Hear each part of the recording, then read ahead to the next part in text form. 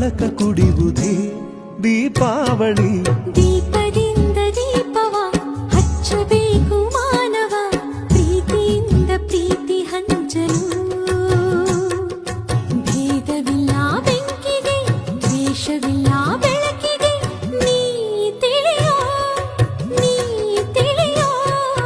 ದೀಪದಿಂದ ದೀಪವ ಹಚ್ಚಬೇಕು ಮಾನವ, ಪ್ರೀತಿಯಿಂದ ಪ್ರೀತಿ ಹಂಚಲು.